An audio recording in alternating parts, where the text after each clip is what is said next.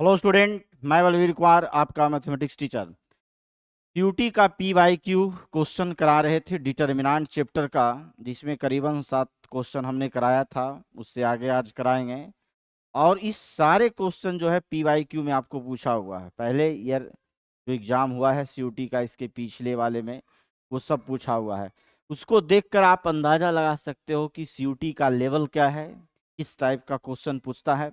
मुझे लगता है कोई लेवल नहीं है, यदि थोड़ा बहुत मेहनत कर लिया जाए तो हो जाएगा। मतलब यदि तुम्हारा प्रैक्टिस सही ढंग से हो सभी चैप्टर पर, पढ़े हुए चैप्टर को, तो उतना से आपका एग्जाम हो जाएगा।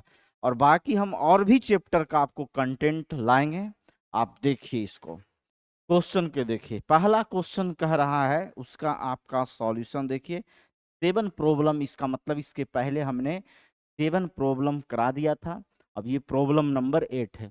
कह रहे लेमडा के किस मान के लिए आव्यूह दिस अव्युत्क्रमणीय आव्यूह है। हमने आपको पढ़ाया है कि अव्युत्क्रमणीय आव्यूह उस आव्यूह को कहा जाता है जिस वर्ग आव्यूह का सारणिक 0 के बराबर होता है। यदि लेमडा का मान निकालना है आपको, और ये कह रहा है कि ये व्युत्क्रमणीय आव्यूह है, इसका मतलब इसके सारणिक का वैल्यू 0 के बराबर होगा। तो अकॉर्डिंग टू क्वेश्चन, क्वेश्चन के अनुसार से हम कह सकते हैं कि इस आव्यूह, इस मैट्रिक्स का जो डिटरमिनेंट होगा 1 0 लेमडा, और ये 0 1 0 1 0 1, ये इस मैट्रिक्स का जो डिटरमिनेंट होगा वो 0 के इक्वल होगा, क्योंकि अव्युत्क्रमणीय आव्यूह का डिटरमिनेंट 0 के बराबर होता है। चलिए अब इसको सोल्व करना है, तो आप सोल्व कर लीजिए। 1 को उठाएंगे, 1 का साइन प्लस, 1 का रो खत्म, 1 का कॉलम, जो बचेगा इसमें से इसको पहले मल्टीप्लाई करते हैं 1, बीच में माइनस देते हैं, इसको इससे मल्टीप्लाई करते हैं। 0 को उठाने से कोई फायदा नहीं। लेमडा को उठाएंगे तो आपको मालूम होना चाहिए कि इसका साइन प्लस है, इसका रो खत्म, इसका कॉलम। दिस को दिस से मल्टीप्लाई करेंगे 0, बीच में माइनस देंगे, और ये 1 इज इक्वल टू आपको 0 आ गया। चलिए अब आगे बढ़ते हैं, देखते हैं। 1 माइनस 0 आपको 1 आएगा, 1 को 1 से मल्टीप्लाई करोगे तो 1 ही आएगा। और ये आपको 0 माइनस 1 माइनस 1 माइनस 1 को आप लेमडा से मल्टीप्लाई करोगे तो minus lambda is equal to 0 आ जाएगा। तो ये आपको 1 इज इक्वल टू लेमडा आ जाएगा, मतलब लेमडा इज इक्वल टू 1 आ जाएगा। यही आपका फाइनल आंसर आ गया। तो देखिए कि ये लेमडा इज इक्वल टू 1 किस ऑप्शन में है, ऑप्शन सी में है। यही आपको जो है फाइनल आंसर है। तो कितना आसान है, अब बताओ। ये 2023 में ये क्वेश्चन जो है पूछा है, तो बेहद ही आसान है। यदि थोड़ा बहुत भी स्टडी किया जाए सही ढंग से तो बन जाएगा। करा कि एक्स वाई जेड अलग अलग है, तो और करा एक्स वाई जेड अलग अलग है और इस डिटर्मिनेंट की वैल्यू 0 है, तो आपको एक्स वाई जेड का मान निकालना है।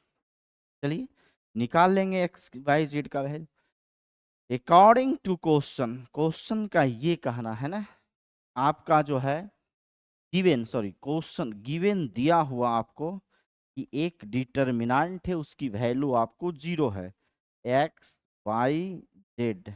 और सेकेंड कॉलम में जो एलिमेंट है x square Y square Z square. और थर्ड कॉलम में जो एलिमेंट है 1 plus x cube 1 plus y cube 1 plus z cube is equal to 0 है। अब थोड़ा इसको देखते हैं ना। ऐसा है ना कि डिटरमिनेंट का प्रॉपर्टीज इसमें अप्लाई हो रहा है। और थर्ड कॉलम को यदि आप ध्यान से देखिएगा तो इसमें दो डिफरेंट एलिमेंट का सम है।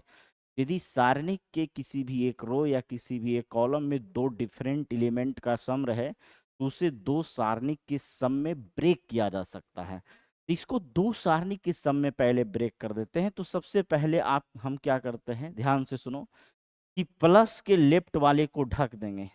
कैसे ब्रेक करते हैं वो समझिए, कि प्लस के लेफ्ट वाले को यदि हम ढक देते हैं तो एक डिटर्मिनेंट बन रहा है, उसमें जो एलिमेंट आ रहा है X X square X cube आ रहा है, Y Y square Y cube आ रहा है, Z Z square Z cube आ रहा है। बीच में आपका प्लस का सिंबल होगा। अब प्लस के क्या करना है कि लेफ्ट वाले को ढक दिया, तो प्लस के राइट वाले इसको ढक देंगे, इसको ढक देंगे। तो एक डिटर्मिनेंट और भी मिल जाएगा, जिसके फर्स्ट रो में एक्स एक्स स्क्वायर 1 मिल जाएगा, वाई वाई स्क्वायर 1 मिल जाएगा, जेड जेड स्क्वायर 1 मिल जाएगा, इस इक्वल टू आपको 0 आ जाएगा। चलिए अब इसमें आप जो भी वर्क हो रहा है वो वर्क कीजिए। आप देखिए यहाँ पर, यदि यहाँ से x कॉमन ले ले, यहाँ से y, यहाँ से z कॉमन ले लें, तो x y z कॉमन हो जाएगा, और ये जो आपका आ जाएगा, ठीक है, वह 1x x square 1y y square, यहाँ से z बाहर हो गया तो 1z z स्क्वायर। अब ये चूंकि ओरिजिनल फेस पर नहीं है, इसको यहाँ रहना चाहिए, तो ये यहाँ चला जाएगा, और उसके बाद पुनः C2 C3 को चेंज करेंगे, मतलब सब चेंज वगैरह करके इसका फाइनल यही आएगा, प्लस आएगा प्लस। ये आप डायरेक्ट ही सब काम कर रहे हैं क्योंकि ये बोर्ड लेवल का क्वेश्चन है, आप इसको शॉर्ट में सोल्व करना है, तो सब स्टेप को छोड़ने के लिए सीखिए। यहाँ हम 1 1 1 लिख सकते हैं, ठीक है, और यहाँ पर हम जो है अरेंज करेंगे तो एक्स वाई जेड मिल जाएगा, और C3 में आपको मिल जाएगा X square Y square Z square मिल जाएगा, इज इक्वल टू 0। ऐसा कब होगा वो आप, यदि हम आपको समझाने के लिए लिख रहे हैं, लेकिन इसको भी जरूरत नहीं है, जब हम इसमें दो काम करेंगे, C1 C3 को चेंज करेंगे, C2 C3 को चेंज करेंगे, ठीक है, C1 C3 को चेंज करेंगे, तो वहाँ C2 C3 को चलेंगे, तो ये डिटर्मिनेंट हमको मिल जाएगा, ठीक है। अब क्या है ना कि अब आप देखो, ये एक्स वाई जेड है, और ये आपका वृत्तीय सारणिक है, सर्कुलर डिटर्मिनेंट है, इसकी वैल्यू आपको मालूम होनी चाहिए, x minus y y minus z और जेड माइनस एक्स। बताया था कि इस तरह का फेस सर्कुलर डिटर्मिनेंट है, इसकी value x minus y y minus z z minus x is equal to 0। चलिए अब इसको देखते हैं, तो यहाँ पर क्या है ना कि x minus y y minus z और z माइनस एक्स जो है कॉमन है, इस कॉमन है दोनों में, तो जब ये कॉमन है तो यहाँ पर क्या आ जाएगा x बाई जेड, और ये क्या आ जाएगा 1 इज इक्वल टू 0। अब देखो ऐसा है ना, अब ऐसा है, ध्यान दो यहाँ पर कि according to question x y z असमान है, ठीक है, एक्स वाई जेड असमान है, मतलब समान नहीं है, असमान है। तो जब असमान है जी, मतलब कहने का मतलब x is not equal to y is not equal to z, मतलब ये तीनों सेम नहीं है, तो बताओ दिस दिस इनटू दिस का प्रोडक्ट 0 है, तो कब 0 होगा, दिस इंटू दिस का प्रोडक्ट 0 है, तो ये तो 0 नहीं होगा कभी, x minus y y minus z z minus x का प्रोडक्ट 0 नहीं होगा, क्योंकि x y z असमान है, और जब ये दोनों डिफरेंट रहेगा, ये दोनों डिफरेंट रहेगा, ये दोनों डिफरेंट रहेगा, तो उसका माइनस करेंगे तो 0 नहीं आएगा। तो ये तो कंफर्म हो गया कि x minus y y minus z और जेड माइनस एक्स का जो फैक्टर है वो कभी भी 0 के बराबर नहीं होगा। तो कौन 0 होगा बताओ, तो x y z plus 1 is equal to 0 हो जाएगा, और हम कर सकते हैं कि यहाँ से एक्स वाई जेड की जो वैल्यू आएगा प्लस उधर जाएगा तो -1, यही आपका फाइनल आंसर आ गया। तो ये भी बहुत आसान सवाल है, एक्स वाई जेड की वैल्यू हमको निकालना था, और एक्स वाई जेड की वैल्यू निकाल दिया, और वो आपको -1। अब अगले क्वेश्चन पर आते हैं। अगला क्वेश्चन देखिए क्या कह रहा, इसको भी थोड़ा समझ लेना है। देखिए करा कि यदि ए व्युत्क्रमणीय आव्यूह इस प्रकार का है कि A square minus A plus I is equal to 0 है, तो ए का व्युत्क्रम होगा। सही बात है कि यदि ए व्युत्क्रमणीय आव्यूह है, ध्यान से सुनिएगा, ये सब टर्म को आप ध्यान दीजिएगा कि यदि ए व्युत्क्रमणीय आव्यूह है, तो व्युत्क्रमणीय आव्यूह के सारणिक का जो मान होता है वो कभी भी 0 के बराबर नहीं होता है, ठीक है। अब कह रहा है कि तो चलो ठीक है, व्युत्क्रमणीय आव्यूह है तो व्युत्क्रम तो होगा, ए का व्युत्क्रम होगा। और कह रहा है कि आपको कुछ इक्वेशन दिया है, A square minus A plus I is equal to 0 matrix दिया हुआ है, और कह रहा आपको ए का व्युत्क्रम निकालने के लिए। ये भी देखो 2023 में पूछा है। तो ए का व्युत्क्रम निकालने के लिए बोल रहा है, और ए का व्युत्क्रम जैसा कोई टर्म नहीं दिखाई दे रहा है, तो हम यहाँ ए का व्युत्क्रम लाने के लिए हम ए के व्युत्क्रम से बोथ साइड मल्टीप्लाई कर देते हैं। तो देखो ऐसा लिख देते हैं कि free multiply both side by A inverse. ठीक है, अब चलिए आगे बढ़ते हैं, क्वेश्चन को देखते हैं। प्री मतलब किसी मैट्रिक्स के पहले रखेंगे, मतलब A inverse into A square minus A plus I. ठीक है जी, और ये आपका जो रखेंगे ए इनवर्स इंटू 0 मैट्रिक्स, ये 0 मैट्रिक्स है जी।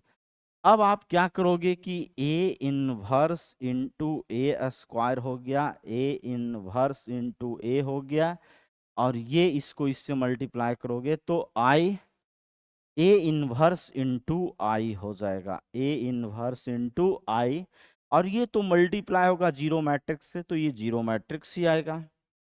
अब क्या करना है कि ये आपका ए इनवर्स हो गया, ए इंटू ए हो गया, ए स्क्वायर को लिख सकते हैं।